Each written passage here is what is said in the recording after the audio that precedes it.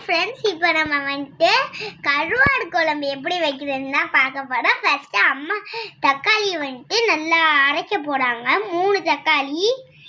அடுத்தது வந்துட்டு வெங்காயம், பச்சை மிளகா, கருவேப்பிலை, அப்புறம் நெய் மீன் கருவாடு, அப்புறம் இந்த இது பொடி மசாலு, அப்புறம் புளி கொஞ்சோண்டு.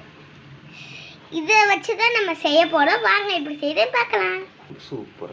மலைக்கு கருவாடு குழம்பு சூப்பராக இருக்கும். வாங்க இப்போ ட்ரை பண்ணி பார்க்கலாம். பாய். இப்போ ஃபஸ்ட்டு எண்ணெய் ஊற்றிக்கலாம். எண்ணெய் ஊற்றியாச்சு. இப்போ கடுகு போட்டுக்கலாம். வெந்தயம் போட்டுட்டு இப்போ கடுகு போட்டுடலாம். நல்லா வெடிச்சு வந்துக்கிட்டோம். வெங்காயம், பச்சை மிளகாய், கருவேப்பிலை இதெல்லாம் போட்டுக்கலாம். நல்லா வெடிச்சு வந்துருக்கோம். நல்லா வணக்கணும். வணக்கியாச்சு. கருவாட்டி உப்பு இருக்கு, நம்ம போட்டுக்கலாம். நமக்கு தேவையானாலும் போட்டுக்கலாம். தக்காளியை நல்லா மெய்யா அரைச்சாச்சு. இப்போ போட்டுடலாம்.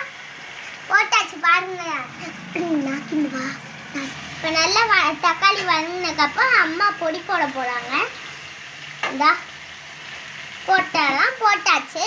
இப்போ நல்லா வணக்கி விட போகிறாங்க. இப்போ புளி தண்ணி ஊற்றிக்கலாம். புளி தண்ணி எங்கள் அம்மா ஊற்றிக்கிட்டாங்க.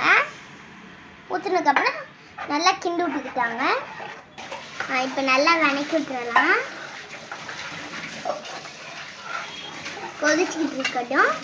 இப்போ நல்லா கொதிச்சிருக்கு பாருங்க. நல்லா கிண்டி விட்டுறலாம். பார்த்தாலே உங்களுக்கு தெரியும் நல்லா கொதிச்சுக்கிட்டு இருக்குன்னு.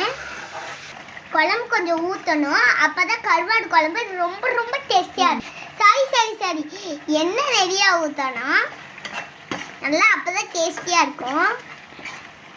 குழம்பு நல்லா கொதிச்சிச்சு. இப்போ கருவாடு போடலாம்.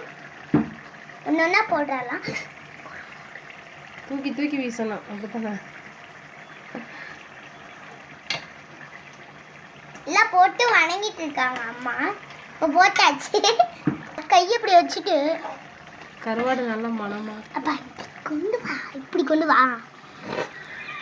கருவாடு நல்ல மணமா இருக்கு. இப்போ சாப்பாடு ரெடி ஆயிடுச்சு. வாங்க சாப்பிடலாம். நீங்களும் இதே மாதிரி ட்ரை பண்ணி பாருங்க. By guys.